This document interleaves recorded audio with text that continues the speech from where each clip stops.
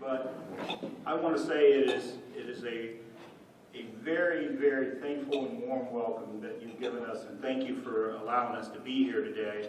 I'd also like to say thank you to Director Owens.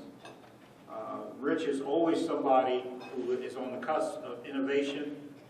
He is someone that we look to in Columbus when we want to initiate new ideas and new concepts. He brings a collaboration and togetherness that we all need in this time.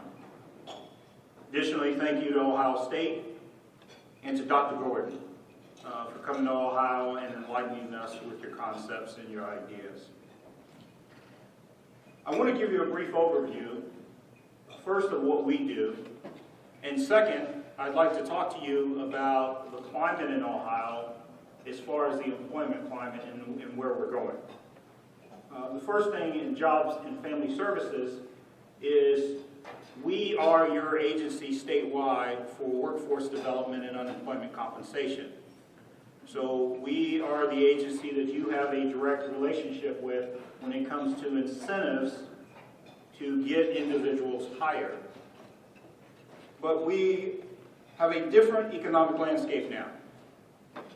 And I think clearly from the unemployment numbers that were just released last week, we're not out of the woods yet, although we're making improvement.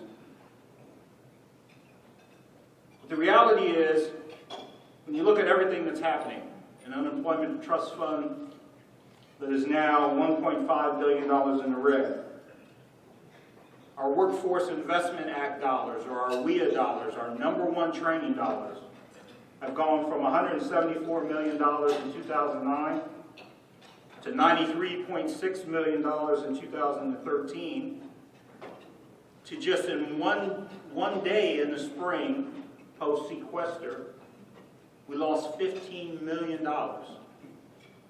We are now down to $78 million, which is the lowest level of training dollars that we have had in the history of the program.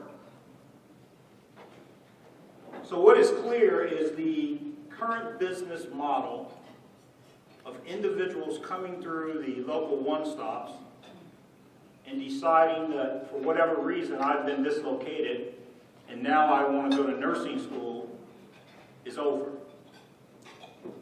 We now have to move to a model that directly has a job at the end of it with the smallest amount of training dollars utilized per person so that we can spread as many dollars as we can across the people that we have.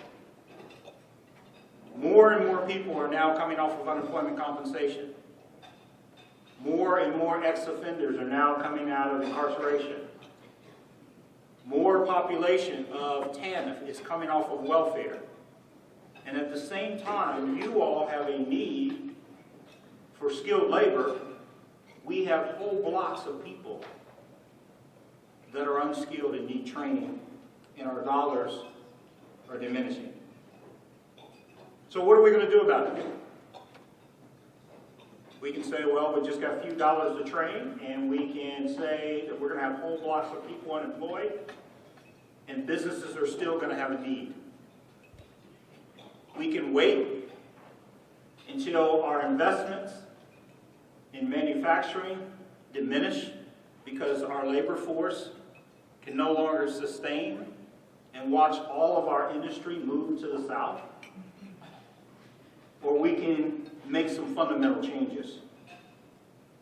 Under the governor's leadership, we have decided to restructure workforce in Ohio. And we are doing that by moving to a short-term model. Not necessarily short-term in the sense of short time, but short-term in the sense of incentives. The first incentive we utilize, and the best tool that we have in our toolbox right now, is the on-the-job training grant. This is up to an $8,000 grant per individual directly to employers for the cost of training eligible new employees. Now, right here in Wayne County, on-the-job training was used to hire some 16 people recently. We're able to do this not only with WIA dollars, but with enhanced national emergency grant dollars and other dollars such as our ShellNet grant dollars. We have also ratcheted up and simplified our work occupation tax credit. Now, you all remember when the work occupation tax credit had mountains of paperwork just to get a one-time credit. We've simplified and streamlined that down to a couple of 2 or 3 pages that can be done online by anyone. And we have shortened the time that it takes you to get the certificate back. So that if you look at the eligible categories, such as people on welfare, ex-offenders, individuals with disabilities, and our veterans, you can receive $1,200 to $9,000 tax credit per person in these categories to hire someone. We've also made great progress helping our veterans find work. We've added Ohio Means Jobs for just veterans, so veterans can be linked directly to employers. We're doing several outreaches to colleges and universities. And we also have some 50 local vet outreaches around the state that just specify their work in helping our vets find employment. We recently launched a new program called Ohio Learn to Earn. Ohio Learn to Earn allows you to bring on someone who is already receiving unemployment benefits. You can actually bring them in and train them at no cost to you. If they're a great fit, then you can hire them. If there's not a great fit, then they've received training while they're drawing on unemployment, and you've had an opportunity to test out a new candidate. We also supported recent legislation. House Bill 1 rebranded our one-stops. Our one-stops had a multiple of different names around the state. And for businesses that were attracted to Ohio, they had no way of knowing what our one-stop system is. So as Director Owens mentioned, we recently went to an Ohio Means Jobs system so everyone knows where to go to find these tax credits and incentives. In House Bill 2, we are requiring more individuals that are on unemployment to come into the one-stop and get training while they're on unemployment. Does it make sense for people to be on unemployment for weeks and weeks and weeks and never check in to a training site, only to wait for the checks to stop and then say, oh wow, I better get out now, I need some training. And then finally, we have decided to move to a short-term training model that allows individual businesses in tough economic times to go out and to be able to utilize the trust fund or individuals that are in unemployment along with reduced demand so that they can avoid layoffs. So what this would mean is an individual would be partly on unemployment compensation and partly working, but it would allow them to reduce their overall workforce so that they can still keep people working at a time when we don't want full layoffs.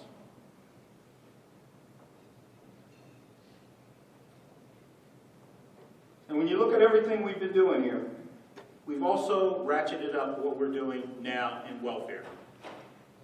We will spend in this next year $84 million in the next 2 years to support individuals that are leaving the welfare system with services that get them back employed. Additionally, we're going to spend another $66 million in TANF resources directly with our local one-stops to get individuals trained to go back into the workforce. We're also going to spend an additional $35 million on our youth so that more and more of our youth can get job skills and training while they're young. And any one of you can apply to be summer youth sponsors where youth will come to you and get the training that they need while they're young so that when they get older, they can go directly to the job market. Ohio's doing some great things. We've got new and emerging industries coming in with shell and with casinos, advanced manufacturing and biotech. But our overall goal now is to increase our training. And it's not just training for training's sake. It is partnerships with community colleges, partnerships with our CTCs, or our career techs, partnerships with training that is specified to what business needs to hire. We only have a limited amount of dollars, and we want to make sure at the end of every dollar spent, there's a job. I want to thank you for having us here today. We really appreciate having an opportunity to explain some of the programs that we're doing. We hope you take advantage of these programs. If you're interested in any of the tax credits or the incentives that I talked about, please talk to Director Owens or his staff, or you can contact us directly, or you can contact us online. We are moving to some electronic formats for our job training centers or our one-stops, but electronic only covers a certain population.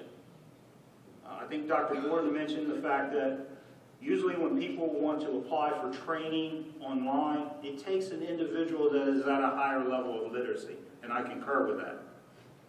Any one of these things that we talked about are not silver bullets to the problem that we have. This problem has festered for years. We have allowed our workforce skills gap to increase, and we've allowed our workforce to diminish. We are now having to, and with that said, we have to make strategic investments in people so that we can sustain the future. Thank you for an opportunity for us to be here again. I look forward to meeting you and walking around and letting you know some of the service we provide. Thank you again, and God bless you.